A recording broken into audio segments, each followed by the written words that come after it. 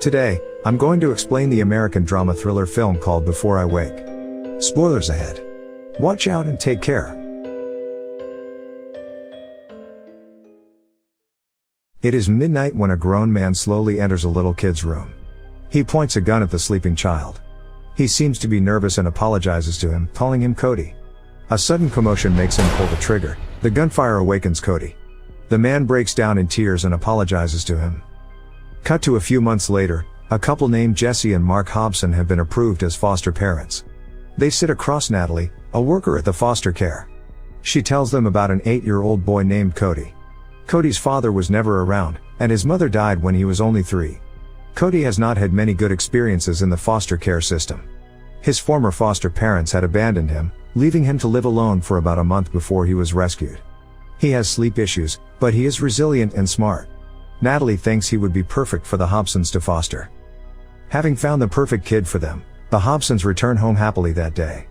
Their young son, Sean, had died by accidentally drowning in a bathtub. This had a huge impact on the couple, but now they are ready to welcome a new member to their family. At home, they redecorate the house to make it fit for Cody. Mark takes down every picture of Sean from the walls and only leaves their family picture. He also sets an extra handle on the wall beside the bathtub. Later that day, Jessie tells her self-help group about their decision to foster Cody. Everyone there is happy for her. Jessie has had trouble sleeping since Sean's death. The next day, the couple impatiently waits for Cody to arrive. Natalie's car parks in their driveway and they rush to see Cody. He wishes the couple a good morning. He brings with him a box that Mark helps him carry inside. As Cody is looking around the house, the family picture with Sean seems to have caught his eyes. He stares at it, as Mark tells him about his collection of games. The adults then take him to his new room which he loves. Especially the curtains with butterflies on them. Natalie tells them that Cody likes to collect butterflies as a hobby. Later that night, the couple tuck Cody to bed. But after they leave, Cody sits up and opens the box that he brought with him. Inside is a can of soda and a book about butterflies. He sips on the soda and starts reading the book under the blanket using a torchlight. He doesn't sleep at all. The following day is his first day at school. That day at school, Cody meets Annie and befriends her. Jessie is folding Cody's laundry that day when she finds his secret box. Inside is his book about butterflies, several cans of soda, and a bottle of stimulants.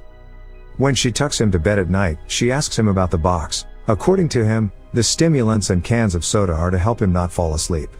He adds that when he falls asleep, the canker man comes. Thinking that the child just has nightmares, Jessie dismisses it. She tells him that the man will go away with little reasoning. However, Cody believes that the canker man ate his mother and is always with him. Jessie puts him to bed and goes to Mark in their living room. She feels sorry for going through Cody's box. She feels like she has invaded his privacy, but Mark assures her it is for his own good. Sometime later, they are watching a movie together. Then all of a sudden, several butterflies fly into the room. They look holographic. The couple is beyond surprised to see this many at once. Mark captures one in a jar for Cody, while Jessie closes the windows. As the windows close, all of the butterflies disappear. The couple is left stunned. Jessie has a hard time falling asleep that night. She goes down to the kitchen where she hears an odd noise. She looks around to see if there is an intruder. Suddenly, Sean appears in the dark living room. Jessie is in shock. A glass falls from her hand and breaks. When she looks up again, Sean is gone. She goes to Cody's room to check on him. He sleeps peacefully. Cut to the next day, Jessie is back with the self-help group. She tells them about seeing Sean. According to her, Sean seems angry to be replaced by Cody. Later that day, Mark notices Cody staring at their family picture with Sean in it. He talks to the couple about Sean. They lovingly answer all Cody's questions. At night, the butterflies appear again. They look around when suddenly, Sean appears in the room. He is wearing the same clothes as their family picture. The couple is beyond surprised. They walk up to him to touch him. When they do, they realize that he is actually real. But Sean suddenly disappears. At the same time, we see Cody wake up. He comes down and apologizes to the couple. The breakfast the following day is awkward. Jessie and Mark do not know what to say. They are still in shock. But they believe that Sean's appearance has something to do with Cody. Cody apologizes to them for something. Later, when Cody is back from school, the family watches videos of Sean. It is a Christmas video and all 3 of them look very happy in it. That night after Cody falls asleep, Mark and Jesse stay in the living room. Suddenly, the room lights up with Christmas lights, and a Christmas tree appears too. Just then, Sean appears wearing the clothes he did in the video. The video has come to life. Mark and Jesse are left speechless. They finally realize that Cody is blessed with supernatural power. All of his dreams come to life while he sleeps. However, when he wakes up, the dream vanishes. Cut to the next day, Cody draws a figure of a man and proceeds to scribble over it. He tells Annie that it is the Canker Man. Sometimes when Cody scribbles over him, it keeps the man away. Jesse puts the pictures of Sean back for Cody to see. She wants to meet her dead son again. However, Mark is not fond of the idea. He accuses Jesse of using Cody to fulfill her desires. But Jesse insists that Cody is the only one who can help them heal. Irritated, Mark puts the photo frames away. The next day, Cody brings a butterfly trapped in a jar to school. But his bully, Tate, breaks it. Cody has been staying up all night in fear of the Canker Man, so he almost falls asleep in the class. During the lunch break, he gets permission to rest in the class for a while. He is alone there when he falls asleep. Cody dreams of the Canker Man. Cody's blessing is also a curse. Along with his dreams, his nightmares are real too. As Cody sleeps, his bully enters the classroom and faces the Canker Man. Annie sees the Canker Man indulge Tate and yells in fear. Cody wakes up, but Tate has disappeared.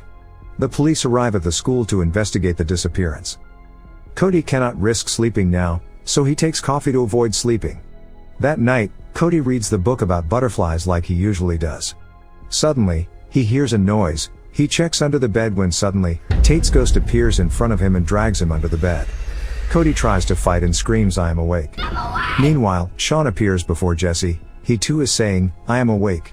Cody yells loudly, which makes the dreams go away. Jesse rushes to him, asks him what is wrong, and tries to calm him down.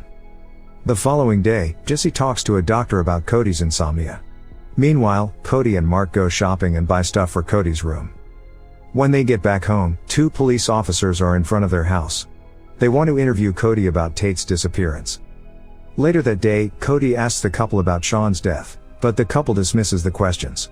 Jesse mixes the prescribed sleeping pills with Cody's milk, unbeknownst to her husband. And he drinks it. Mark informs Cody that Sean had died from drowning as he tucks him to bed. The drug makes Cody sleep peacefully that night. Jesse and Mark are in the living room again.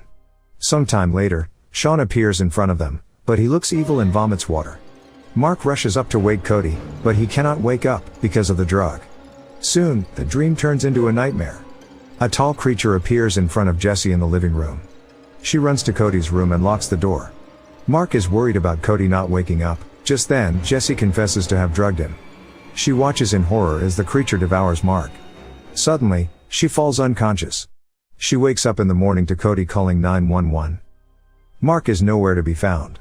It is as if he has disappeared into thin air. The police arrive at the scene and accuse Jesse of drugging the kid. They believe that Jesse and Mark are abusing Cody, so they take him away, as Jesse cries for them to stop. Jesse then goes to Natalie, but she too accuses her of child abuse and tells her to go away. However, Jesse notices Cody's file on her desk and manages to steal it. Through the file, she finds out about a man named Whelan Young. He is the father of the second family Cody was fostered by. She goes to see him. Young tells her that he and his wife fostered Cody for 15 months before his dream swallowed his wife too. He was so angry at Cody that he almost killed him. This is the scene we saw at the beginning of the film. He then asks her to kill Cody so that no others can be victims of his nightmares, but Jesse refuses. From the file, she also finds Cody's mother's information and her hospital reports.